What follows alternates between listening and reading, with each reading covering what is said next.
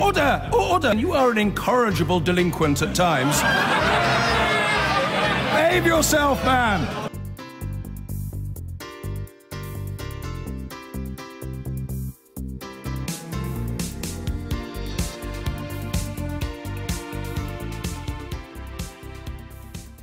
Now, Labour has accused the government of treating Parliament with contempt unless it hands over full details of its assessment of the potential impact of Brexit on the economy. The government sent over its documents to the Brexit Committee last night, but with crucial details edited out. The Brexit Secretary, David Davis, said the papers had been redacted because there was no guarantee they would be kept secret. Well, the Brexit Committee has been meeting this morning to discuss how to respond to the government. Norman Smith joins us now from Portcullis House, where the meeting has been taking place. Norman, bring us up to date.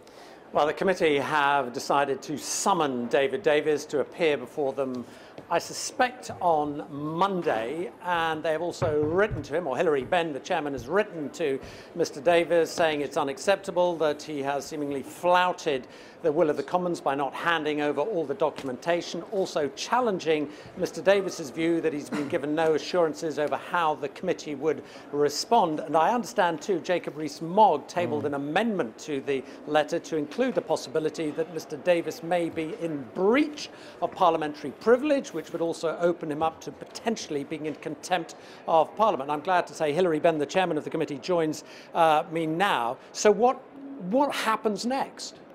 What happens next is that the Select Committee this morning has decided to ask David Davis to appear before us. I have written to him to say, because the government in its letter to me and Michael J yesterday said that it had withheld certain information, I don't think that that is consistent with the resolution that the House passed. And I've also said in the letter that the committee will need to consider whether this is potentially a breach of privilege. But we are asking David Davis to appear before us as a matter of urgency, so we can ask him firstly about the process by which the government decided to respond to the resolution of the House of Commons, which led to an edited version of the material being released to us. And secondly, so that we can still ask him the question of the two arch-lever files of material you have given, is there anything in there which, in your view, might undermine the negotiations, because the committee in the end will take the decision about what to publish? But the government are clear, the documents that you seek, these 58 impact assessment reports, do not exist. They're simply not there. Secondly, they say, you in the committee have not given him assurances over how you're going to treat this information. Well, the second of those suggestions is simply incorrect, because I made it very clear to the Secretary of State how the committee would deal with it. Members will now look at the material that's been released in a room. They can't take copies away. I gave him assurances about how it would be handled. I said to him that we would ask the government, are there things in here that you think are commercial in confidence or very sensitive or would undermine the negotiations? And the committee takes its responsibility seriously. But ultimately, I also made it clear to him, Parliament instructed that the material be released to us. It is the job of the committee to decide what is published, having given consideration to what ministers think. And for the material that they have released, one of the reasons for calling David Davis before us is to ask him, is there anything in here that you have concerns about, given that you told us that you haven't included a lot of stuff that you were concerned about? And what happens if, at that meeting, David Davis says, well, I'm sorry, I'm not going to hand over all the additional documentation which I am wary of giving over to this committee? What happens then? Well, the committee will then have to consider whatever answers he gives to the questions we ask and then decide how to take the matter further. Contempt of Parliament? What does that mean? Well, I'm not prejudging what the committee might decide. The question has been raised whether potentially this is a breach of privilege, but the committee has reached no view on that at all. I just thought it reasonable to lay out the range of views that the committee had expressed, but ultimately it will be for the committee to decide what happens next. Okay, Hilary Benn, thanks very much for your time. Joe, I mean, to some extent this might look just like a tussle over paperwork. Actually, it's much more profound than that.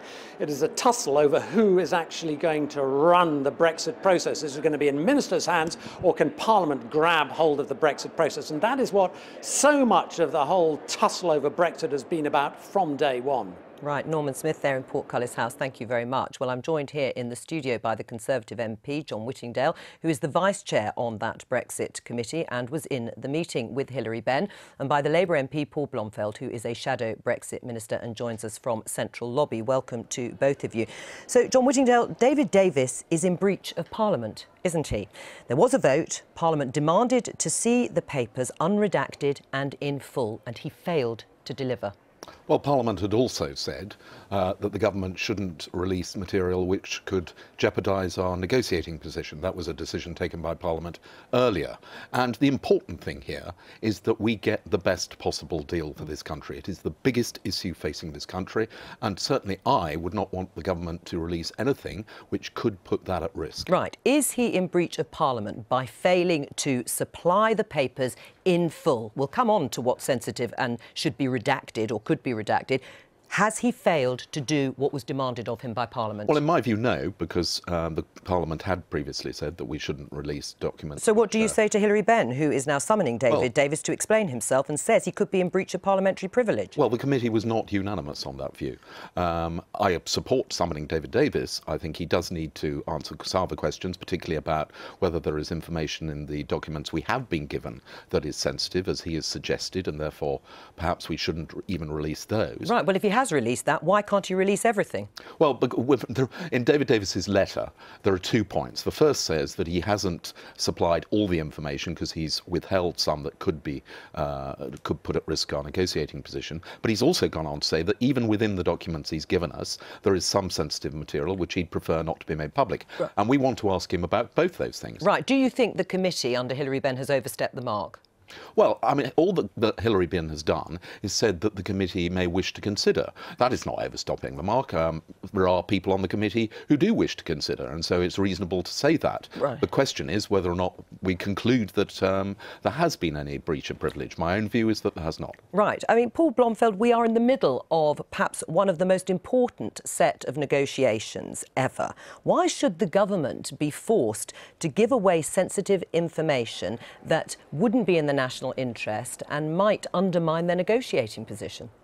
Well, let's be clear, and I wound up the debate for the Labour Party on the 1st of November and made it clear that we do not want to see commercially sensitive information released. We do not want to see the negotiating position compromised, but we do want to see the 58 sectoral impact assessments released unredacted to the Brexit Select Committee. Well, how can they be unredacted if they include exactly the sensitive, commercially sensitive information you've just spoken about? Because we are talking about them not being published openly, but to the Select Committee, which could then decide what publication could be made more widely. Right, and do you trust the members of select committees? I mean, bearing in mind David Davis's letter was leaked and ended up in a newspaper. Does that bode well for confidentiality? Well, I don't think it bodes well for the accountability of government if we start from the premise that we can't trust select committees, which work on across a whole range of issues in a whole range of areas and receive regular confidential information. Our system of accountability begins to break down if governments are marginalising select committees in this way. Right. Well, that's obviously a point, John Whittingdale. Do you not trust your fellow parliamentarians? I mean, either we have a system that works and that you can deal with sensitive information, otherwise all you're going to see is information that we can all see in the public domain. Well, in this case, of course, you have a select committee of 20 members. And the information has also been given to the Lords Select Committee, and it's been given to the devolved administration. So this information is going to a lot of people. Right. Do you trust your fellow parliamentarians? I have chaired a select committee for 10 years. And during that time, we had to have leak inquiries because information was leaked. I'm afraid there is plenty of precedents for this happening. And on a committee this size, where one has to say that perhaps not every member is as committed to obtaining a good deal as I am and my colleagues, in those instances, I can see why the Secretary of State is reluctant. Well, what do you say to that, Paul Blomfield?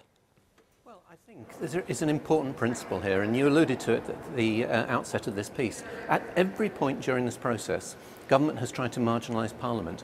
Parliament is absolutely central in what are the most important negotiations facing this country. And I made it very clear at the end of the debate that if the government didn't wish to release, as the Commons wanted it to, those papers unredacted, then they should have voted against our motion, or they should have amended it. They chose not to, and the motion was very clear that the papers should be released in full to the Select Committee. Right, but you haven't answered the question about the problems of leaks and leaks of sensitive information that could damage Britain's position in these negotiations. We know that leaks happen all the time, so why would we risk it with these negotiations? Well, I have to say that some of the most damaging leaks that have come out through the negotiations are from within the Cabinet, with government ministers briefing against each other, and that's caused enormous damage to the process and to the confidence in where this government's taking us. I think we have to work on the principle that our select committees are to be trusted and to fulfil their responsibilities properly, because once government starts saying, well, we're not going to give them this information because we've got to worry about it, or we're not going to give them that information, then the system of parliamentary accountability breaks down. Right, but even the EU themselves have said they wouldn't give away potentially sensitive information. In their fact sheet on trade negotiations, they say a certain level of confidentiality is necessary to protect EU interests and to keep chances for a satisfactory outcome high. Are they wrong? No, they're absolutely right. Well, isn't that what the British governments do? What we have said, and we made it absolutely clear, and I made this point in the Commons when we were concluding the debate, we do not want to see the public release of information which is confidential or compromising the negotiating position, but we want to see that full information made available to the Select Committee responsible in the House of Commons. Right. I mean, David Davis is making this up as he goes along, isn't he? I mean, there weren't any impact assessment papers in the first place, and Parliament, in the end, called his bluff. Well, I haven't even yet seen the documents that we have been given. There are apparently 850 pages, and we only got them last night. And we've only got one copy. So until I've had a chance to look at them, I don't know quite what they will consist of. But of course, we won't actually know what the material that has been withheld is, so we don't know to the extent to which they're complete or not. Right. So to some extent, this is all something of a political game going on. Right. Well, you're saying it's for short-term political gain, but even Brexit Secretary David Davis said to a committee of MPs, and this is in December last year, we've carried out, or in the midst of carrying out, about 57, I think, sectoral analyses, each of which has implications for individual parts of 85% of the economy, and some of those are still to be concluded. And yet, when, of course, the vote was lost, nobody could seem to put their hands on these in-detail papers written about different sectors of the economy. Well, as I understand it, this is an ongoing process. They are documents that are continually having new information added to them. The government has now said that they will give us the documents at the time that the vote was carried, but of course they will have gone on evolving since then. Right, but that's the point, Paul Bromfield. These documents don't really exist in the form that you have actually outlined, do they? Well, in that case, there is a much more serious question about trusting government, because David Davis both told the Brexit Select Committee in December, as you highlight, that work was being done, and then he provided in October the Lords Committee with a list of 58, they'd added one to the 57 in December, 58 sectoral impact assessments that he said had been undertaken. If those in fact hadn't been undertaken, then we're in very serious territory. Right, well, if you don't know that they existed in the first place, what are you criticising here? You haven't actually seen the contents of the documents so far. You don't even know if they existed in the first place. So what is this all about? Well, I take the Secretary of State's word at face value. He said this work was being undertaken, and he reported on the 58 reviews that had taken place. I'm not doubting that. All we want to do is to see them. Right, but you haven't seen them, and yet you are criticising the process, criticising the content of papers that you haven't yet seen. Well, the Secretary of State said that the government had undertaken 58 sectoral impact assessments. The House of Commons voted that they should be released in full to the Brexit Select Committee. That's what we are concerned about. Either that work hasn't been undertaken, which is very serious for the country if they haven't actually taken the economic impact assessments on the negotiations that they are deeply involved in, which are going to affect everybody's jobs and livelihoods, or they have and they're not releasing them in full. Either way, this is serious territory. Right. I mean, the question is one of transparency, John Whittingdale. And even the Tory MP, Jacob Rees-Mogg, is supporting Labour and Paul Bromfield in this, because he says that they have to be published, these papers, in full to the Brexit Select Committee. The motion does not allow for redaction and a happy chat across the dispatch box between the shadow spokesman and the ministers, and it doesn't reduce the right of this House to see the papers. He's correct. Well, I know that is Jacob's view, which is expressed. I don't entirely agree with him. In this particular instance, I think that there is a much bigger issue at stake, which is that getting the right deal for this country is absolutely imperative. And transparency can be pushed to the side. Anything which, well, if it involves releasing information which could potentially undermine our negotiation, yes. Right. What's your view, Owen, in terms of did they exist? Did they exist in the first place, and should they be released unredacted? Well, there is a question of honesty there, because in the case of David Davis, he seemed to imply or suggest very clearly that there were detailed assessments. I have to say, if they can fit into Lever Arch files, then I think we're in very serious trouble. But the wider point about transparency is this. We were told, were we not, by the leaders of the Leave campaign, that this Brexit was about restoring parliamentary sovereignty, and yet they've undermined parliamentary scrutiny of this process every single step of the way.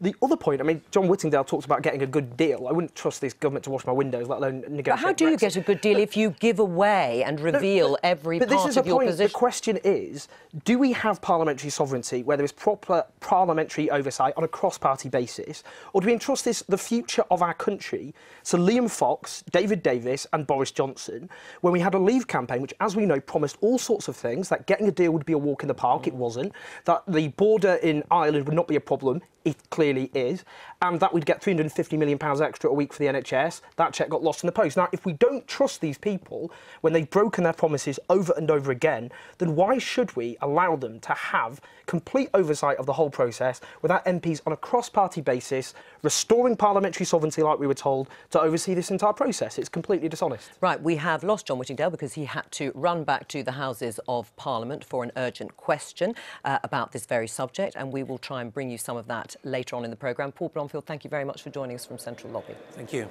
And the Brexit Secretary David Davis has been told to appear before a Commons committee within days after opposition MPs accused him of treating Parliament with contempt.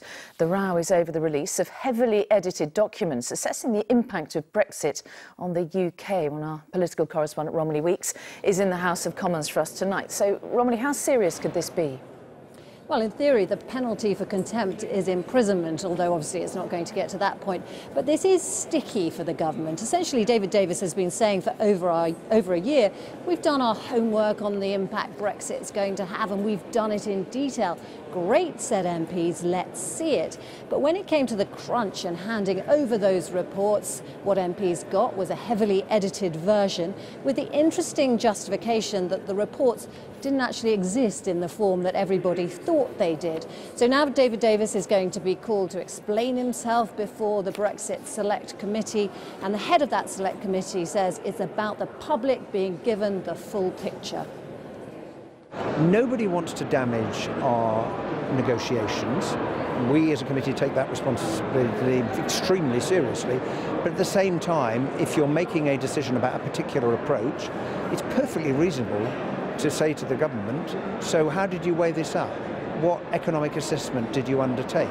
And thus far we have not seen that, and I think the public ultimately has a right to know.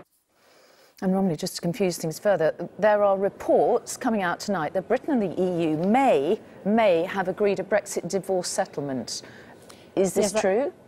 That's right. It's being reported in the Daily Telegraph this evening that Britain and the EU have agreed the figure for the divorce bill. The figure being put on that is between 40 and 50 billion pounds. This would be a significant breakthrough. It would suggest that it would be easier to move on to the stage 2 of the negotiations, talking about trade. It hasn't been confirmed by the government yet. There's also no suggestion there's been a breakthrough on the even thornier issue, that of the Northern Ireland border.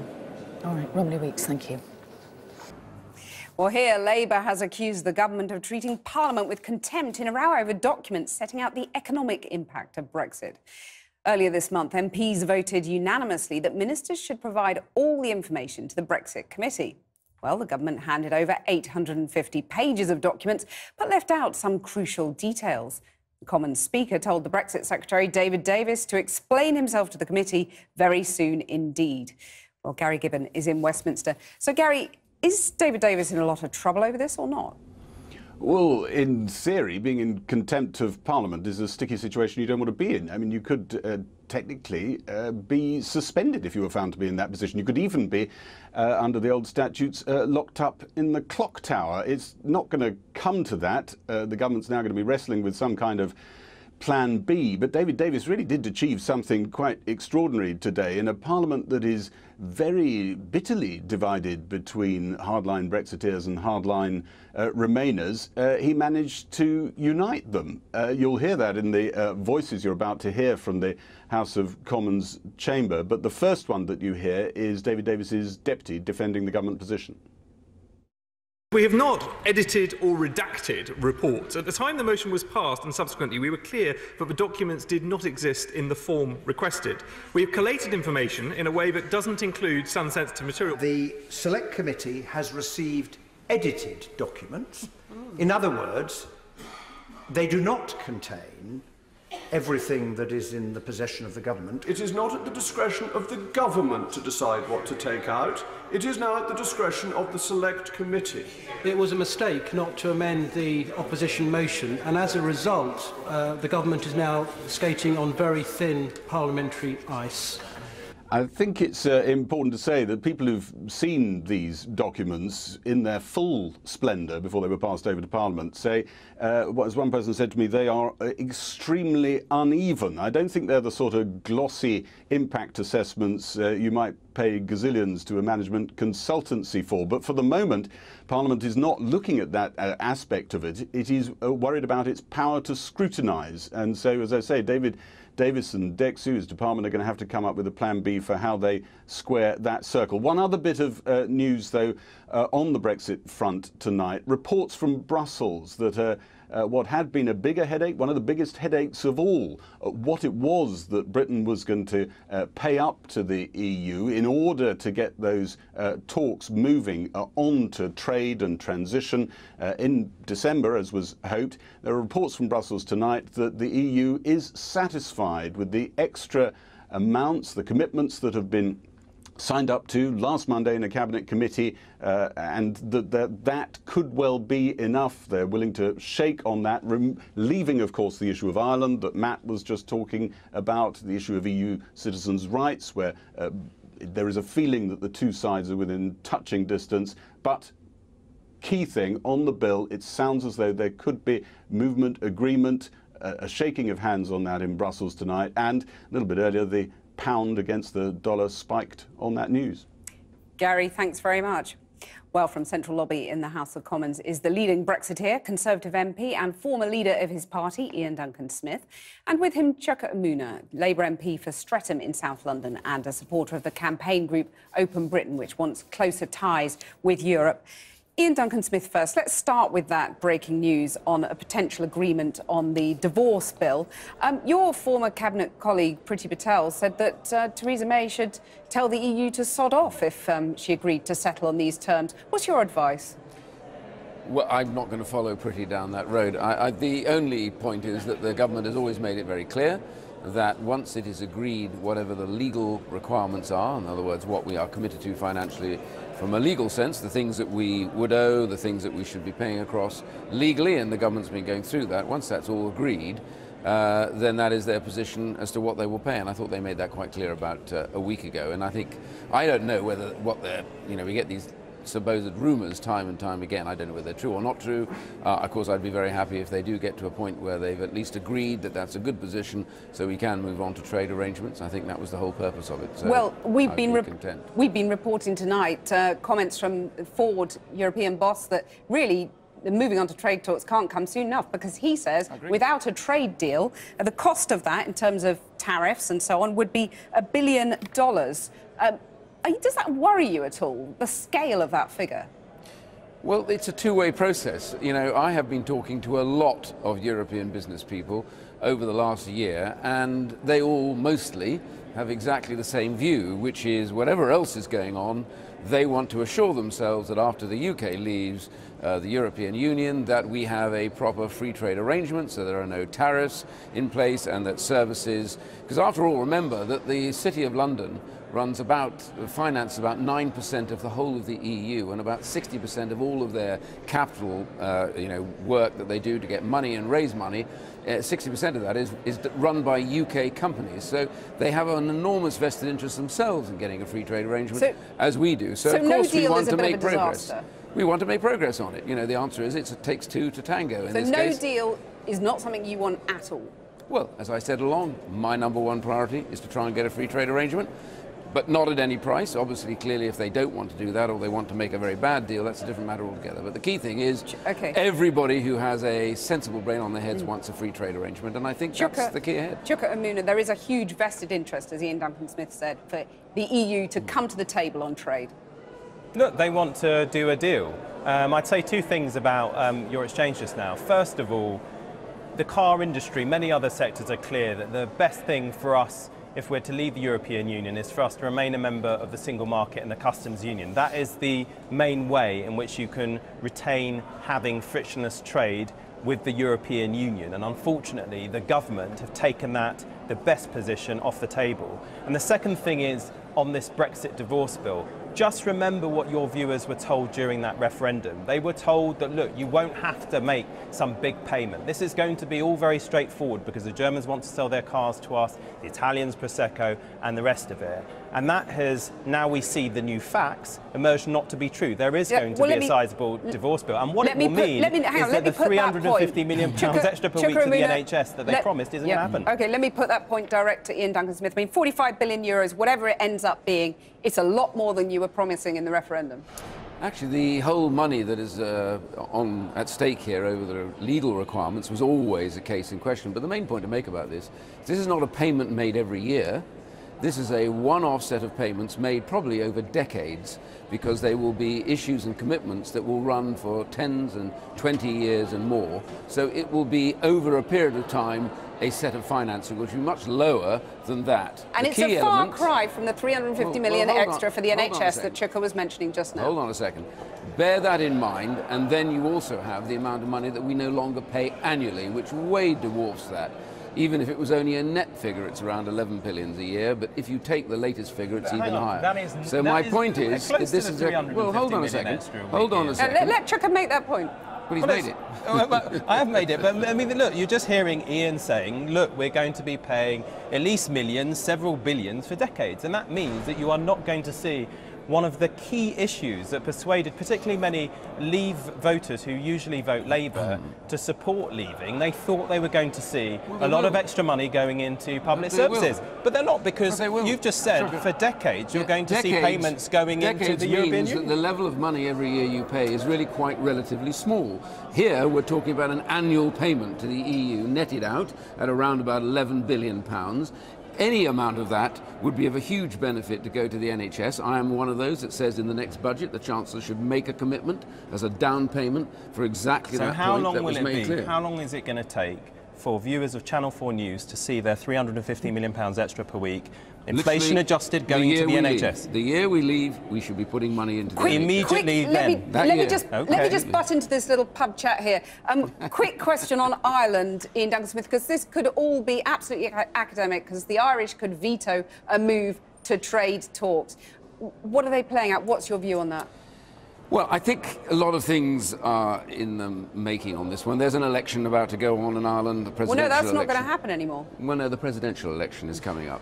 And, of course, the key point about that is I think the present government is feeling very worried about Sinn Féin. So there's a great kind of bit of showboating going on in Ireland. Whichever way you cut it, politicians can see that straight away.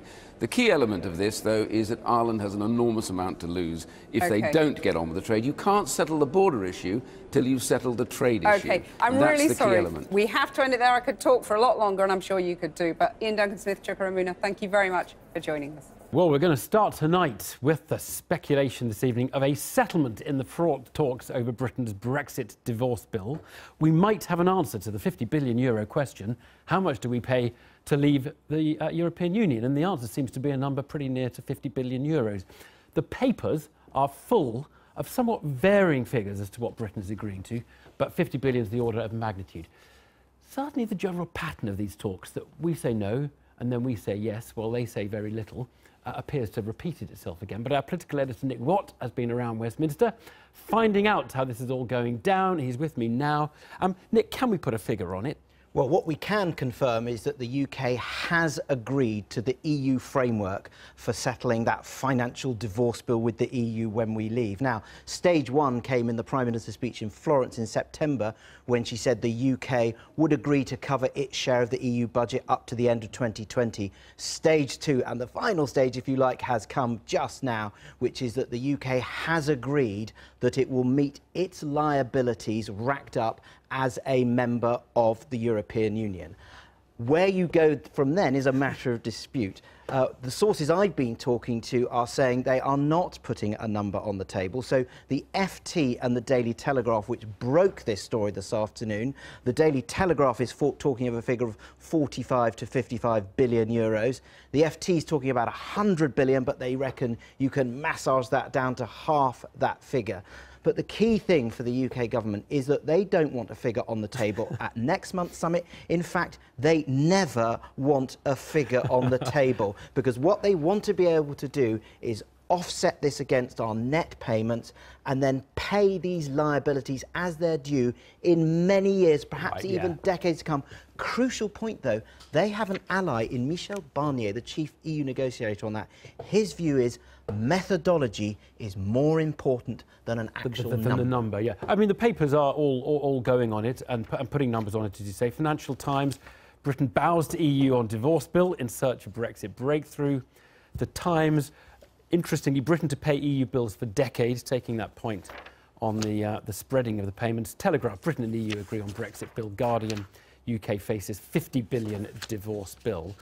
What does this tell us about Theresa May and her whole approach to these negotiations? What this really shows is that Theresa May absolutely wants a deal at the end of this process with the EU. The idea is to have it by October next year, and then you can sort of finalise it in Parliament. And to do that, she feels very, very strongly that you've got to move on to stage two. That's the final trade talks and the transition talks. You've got to do that at the summit next month, and to do that you've really got to come to some sort of agreement in the next week. Now, there are some Remain Tories, senior Remain Tories, who are saying the Prime Minister is talking a very tough game, sort of handing red meat to the Brexiteers, and then is quietly sort of doing this deal in Brussels. I think what ministers would say is, yes, we are making progress, yes, we've made this big movement, but on the money, there will still be a line-by-line analysis of what the payment is. And crucially, they're not there yet on two big issues. One is the role of the European Court of Justice in the future relationship of EU citizens in this country. And crucially, as we were talking last night, the Irish border. Right. Theresa May's left the country. She's gone to the Middle East. She's not going to be here to answer questions about it tomorrow in PMQs. That's right. It will be Damien Green, the first Secretary of State, will be standing in for the Prime Minister at Prime Minister's Questions. Interesting that, because obviously there is a report going on, not yet finalised, a Cabinet report into whether he behaved appropriately. There was a young woman journalist who he went and had a drink with, and questions about alleged porn on his computer. But the interesting thing, that hasn't finalised yet, but the interesting thing is, he was and is a passionate Remainer who is delivering Brexit, but he was asked about it the other day. How would you vote if there was another referendum? He'd vote to remain. Remain. Nick, thank you very much indeed. Let's get things going with Ian and with Melanie. Nice and lively, I'd imagine, as we're looking at Brexit and this deal once again. Let's see how the Times is doing all of this. Britain to pay EU bill for decades. I suppose it depends on how much it finally ends up being. No, I mean, it's more to do with, how long people live. You know, this is mostly to do with pensions, so you'll be paying it as long as they're still alive. You know, you want to have it this way. Of course, most of what you're doing isn't just the core value of what you're paying back. It's how you present it to one side or the other. Really good way of minimising the way that it will come across is increasing uncertainty around methodology.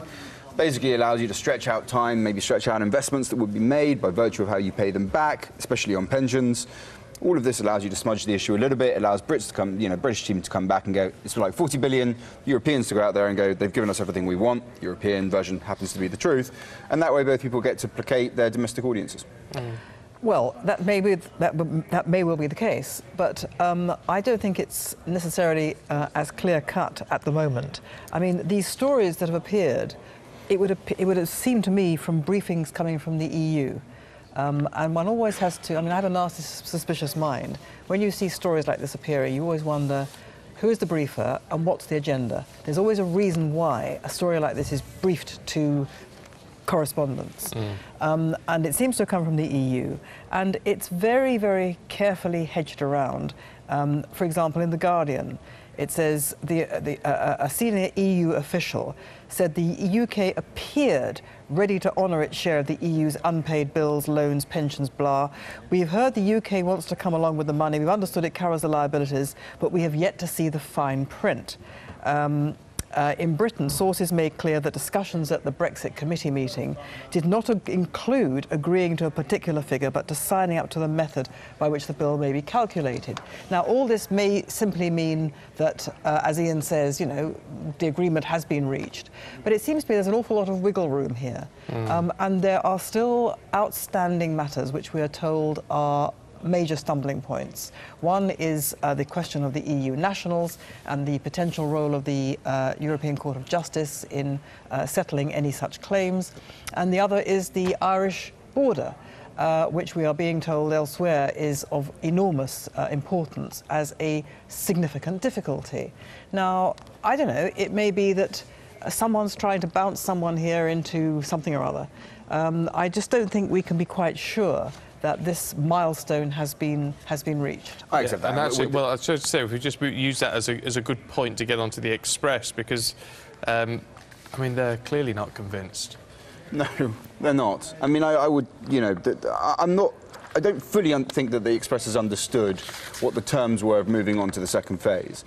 The terms as they were set by the EU and were agreed to by the UK was that the signs are on the key claim as sufficient progress. What the Express are saying is that they've clearly been briefed by the British to go, well, what we've won is that we're not going to give them a specific figure. Now, that's not really a victory, because that was never the requirement in the first place. So I would take all of that with a pinch of salt, and when I say pinch, I'm being extremely generous.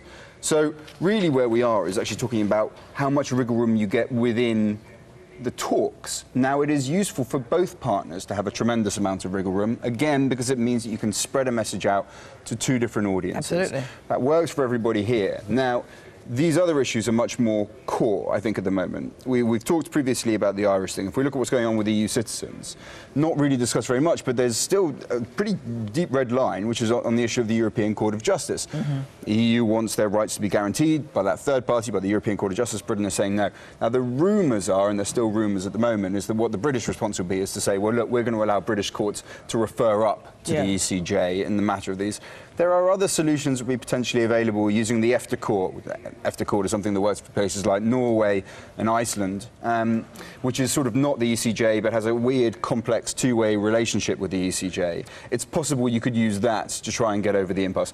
It seems to me that I mean, Theresa May said they're within touching distance on the EU citizen stuff. I actually think that's one of the few times that she's speaking accurately and objectively, you know, in a way that I think probably is true. But I don't know if they're within touching distance for the 2-week period that we're looking at. And if they don't get this wrapped up very, very soon, there won't be enough progress for the December summit. You missed the December summit for the second stage, you're all the way over in March. Now, that's just 1 year ahead of Brexit Day. Has said potentially catastrophic. He seems very optimistic about December the 15th.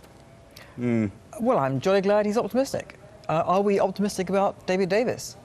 Well, moving swiftly on to this article then, at the just underneath that picture, is his position in danger? David Davis? Well, he seems to have made a right horlicks of this material that he redacted with ridiculous excuses, like it was in a format that wasn't appropriate. I mean, you can't imagine a worse moment to make this particular mistake of appearing to be untransparent, to appear to be hiding material because it was so sensitive and potentially damaging. Whether or not that was true is not the issue. It appears to be that at such a moment of high suspicion and drama and high emotions over the whole Brexit negotiation. I mean, at the very least, it's utter incompetence. And maybe nothing worse than incompetence, but it is exceptionally unfortunate that Britain's chief negotiator has got himself into such a pickle at such a stage. When it becomes even more problematic, doesn't it, when people like Jacob Rees-Mogg are are saying this isn't right. I mean, he's an arch Brexiteer. Yeah, well, I mean, look at us on the sofa. I mean, Melanie and I don't agree on this issue at all, but we do seem to agree on this aspect of it.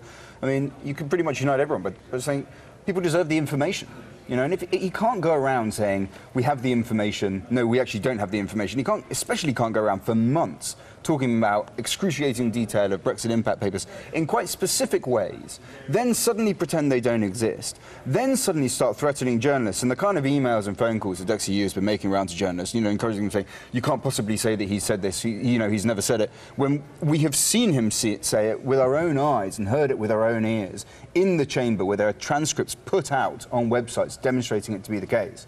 You know, this terrible sort of fuddle that the government gets itself into. It sort of reminds me of, you know, when Theresa May did the whole nothing has changed, nothing has changed. You just think, if you're going to U-turn, do a U-turn. If you're going to change your mind, change your mind. But don't, for heaven's sake, tell journalists that the things that they have seen and heard did not take place when they were there to see and hear them, because that way they'll lose all respect for you. Seems an elementary mistake. Yeah, I mean, and with this, I mean, it's open door for any conspiracy theorists, Exactly. isn't it? The minute you start redacting. Exactly, and suspicions are high enough on all sides. I mean, we could also mention, you know, for why is it that they feel they need to redact these assessments into what well, Brexit they will have do to our mentioned economy. sort of.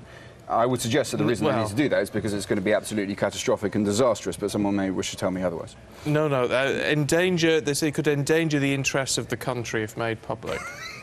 Yes. What does that mean? Well, I don't know. I have no idea what it means. I mean, the whole thing is ridiculous. If they wanted to sow suspicion and produce hysterical conspiracy theories, they couldn't have done a better job. How does this play into what we heard the other day, and whether it's supposedly true or not, but this apparently private letter that was sent to the PM from Boris Johnson and Michael Gove, that now unlikely pairing, saying get rid of David Davis and set up a sort of committee to deal with all of this? Plays into their hands a little bit, doesn't it? Yeah, it does. I mean, the thing is that it's very hard to keep track on exactly where the sort of various power grabs and backstabbing operations around the cabinet table are at any given moment. Certainly is. There's very little love around there, and not all of that is political. An awful lot of that is completely personal. David Davis has not always managed to cultivate loyalty towards him for the ways that he's behaved towards some of his colleagues for various sorts of reasons. So, you know, of course it plays into that, but none of these... I mean, remember, this is, you know, Gove and Johnson, who really not so very long ago, Gove was stabbing his now ally and previous ally in the back. So just because they've managed to unite for this doesn't mean necessarily they won't be trying to stab each other tomorrow.